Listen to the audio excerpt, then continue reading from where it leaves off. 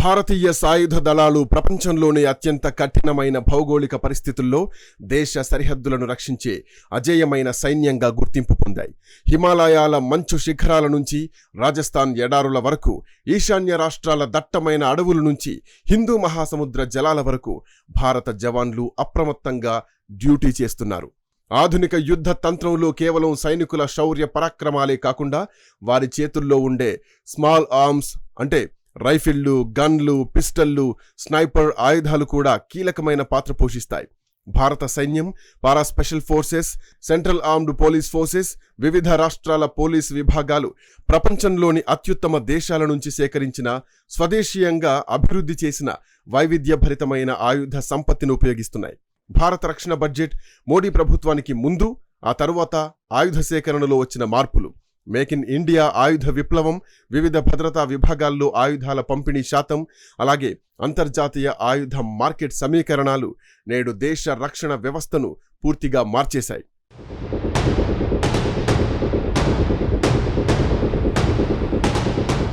నరేంద్ర మోడీ అధికారంలోకి రాకముందు భారత సైన్యం స్మాల్ ఆర్మ్స్ విభాగం తీవ్రమైన ఆధునీకరణ లోపంతో, సుదీర్ఘ బ్యూరోక్రాటిక్ ఆలస్యాలతో సతమతమయ్యేది. స్వాతంత్ర్యం తర్వాత భారత సైన్యం బ్రిటిష్ కాలం నాటి లీ ఎన్ఫీల్డ్ 303 బోల్ట్ యాక్షన్ రైఫిళ్లను ఉపయోగించేది. 1962 చైనా యుద్ధం సమయంలో ఆటోమేటిక్ ఆయుధాలతో ఉన్న చైనా సైన్యం ముందు ఈ పాత రైఫిళ్లతో భారత జవాన్లు చాలా ఇబ్బందులు పడ్డారు. అనంతరం 1963లో 7.62 mm L1A1 SLR అంటే సెల్ఫ్ లోడింగ్ రైఫిల్ను సైన్యంలో ప్రవేశపెట్టారు. తర్వాత 98లో స్వదేశీ ఇన్సాస్ రైఫిళ్లు అందుబాటులోకి వచ్చాయి. అయితే 2014కు ముందు దశాబ్ద కాలంలో సైన్యానికి కొత్త తరం అసాల్ట్ రైఫిళ్లను అందించే మెగా టెండర్లు పదే పదే రద్దవుతూ వచ్చాయి. సైనికులు పాతబడిపోయి నమ్మకం లేని ఇన్సాస్ రైఫిళ్లతోనే విధులు నిర్వహించాల్సి వచ్చేది. ఉగ్రవాద వ్యతిరేక చర్యల కోసం విదేశాల నుంచి దొరికిన AK-47, AKM రైఫిళ్లను పెద్ద ఎత్తున వాడేవారు.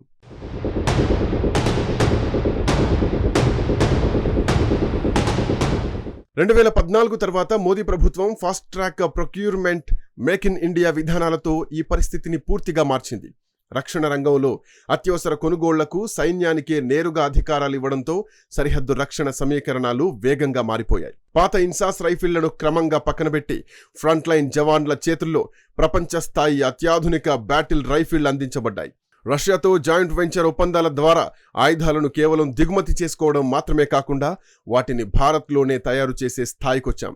రక్షణ విధానాల్లో వచ్చిన ఈ వేగం కారణంగా ఇవాళ భారత సైనికుడు అత్యంత ఆధునిక సన్నద్ధతతో విధులు నిర్వహిస్తున్నాడు.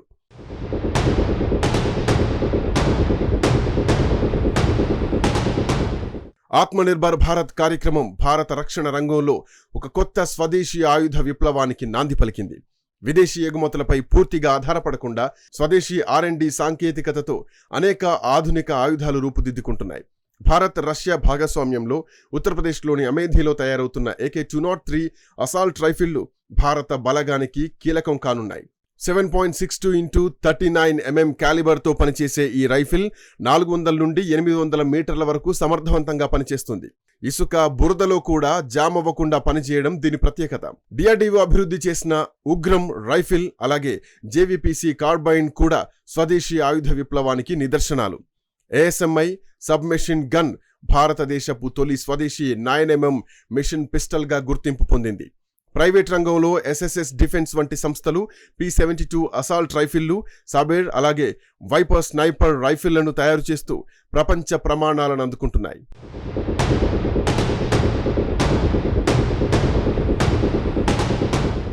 భారతదేశంలో స్మాల్ ఆర్మ్స్ వినియోగాన్ని పరిశీలిస్తే భారత సైన్యం మొత్తం ఆయుధ సంపత్తిలో 55 నుంచి 60% వరకు వాటాను కలిగి ఉంది.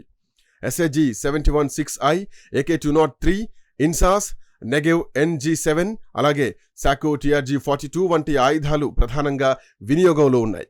మావోయిస్టు ప్రభావిత ప్రాంతాల్లో పోరాడే CRPF దళాలు AK-47, ఇన్సాస్, X-95 అలాగే JVPC ఆయుధాలను ఉపయోగిస్తున్నాయి. BSF సరిహద్దు భద్రత కోసం ఇన్సాస్, AK-47 అలాగే MAG, MMG వంటి ఆయుధాలను వాడుతోంది. భారత వాయుసేన గరుడ్ కమాండోలు టావోర్ TAR-21 అలాగే M4 కార్బైన్లను ఉపయోగిస్తూ ఉండగా, భారత నౌకాదళం మార్కోస్ కమాండోలు టావోర్ AK-103 అలాగే గ్లోక్ పిస్టళ్లను ఉపయోగిస్తున్నాయి. సిఐఎస్ఎఫ్ దళాలు ఎయిర్పోర్టులు, ప్రభుత్వ రంగ సంస్థల భద్రత కోసం MP5, గ్లోక్ 17 వంటి కాంపాక్ట్ ఆయుధాలను వాడుతున్నాయి.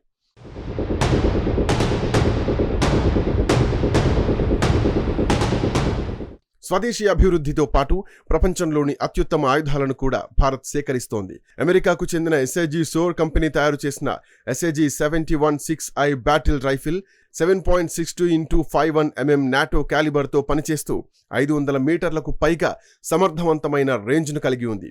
ఇజ్రాయెల్కు చెందిన TAR-21 టావోర్ అలాగే IWI X-95 రైఫిళ్లు పారా SF అలాగే మార్కోస్ కమాండోలు పట్టణ ప్రాంతాల్లో జరిగే క్లోజ్ క్వార్టర్ బ్యాటిల్ ఆపరేషన్లలో వాడుతున్నారు.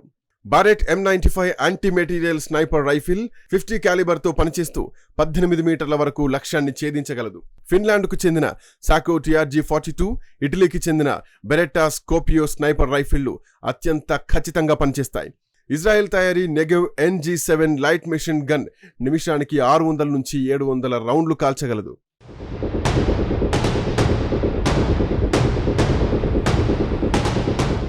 భారతదేశం ఇన్ని రకాల అంతర్జాతీయ ఆయుధాలను కొనుగోలు చేయడానికి, స్వదేశీ పరిశ్రమలను ప్రోత్సహించడానికి భారీ రక్షణ బడ్జెట్ను కేటాయిస్తోంది.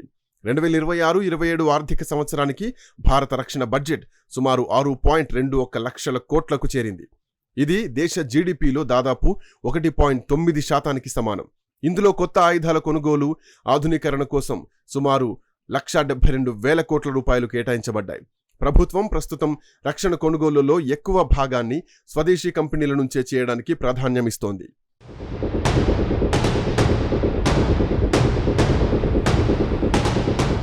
ప్రపంచ ఆయుధ మార్కెట్లో అమెరికా ఇప్పటికీ నెంబర్ 1 సరఫరాదారుగా కొనసాగుతోంది. SIPRI నివేదికల ప్రకారం ప్రపంచ ఆయుధ ఎగుమతుల్లో అమెరికా వాటా 40% కంటే ఎక్కువ. రష్యా, ఫ్రాన్స్, జర్మనీ, చైనా తదుపరి స్థానాల్లో ఉన్నాయి. భారతదేశానికి చారిత్రాత్మకంగా రష్యా అతిపెద్ద ఆయుధ సరఫరాదారున్నప్పటికీ ప్రస్తుతం భారత్, ఫ్రాన్స్, అమెరికా, ఇజ్రాయెల్ నుంచి అత్యాధునిక సాంకేతికతను దిగుమతి చేసుకుంటోంది. ప్రపంచంలోనే అత్యుత్తమ రక్షణ సామర్థ్యం కలిగిన దేశంగా అమెరికా కొనసాగుతూ ఉండగా రష్యా తన అధునాతన క్షిపణి వ్యవస్థలు అలాగే అణు సామర్థ్యాలతో గట్టి పోటీ ఇస్తోంది. ఇదే సమయంలో భారత్ విదేశీ దిగుమతులపై ఆధారపడ్డాన్ని తగ్గిస్తూ మేక్ ఇన్ ఇండియా దిశగా ప్రపంచ స్థాయి ఆయుధాలను స్వదేశీయంగా తయారు చేసే లక్ష్యంగా వేగంగా ముందుకు కదులుతోంది.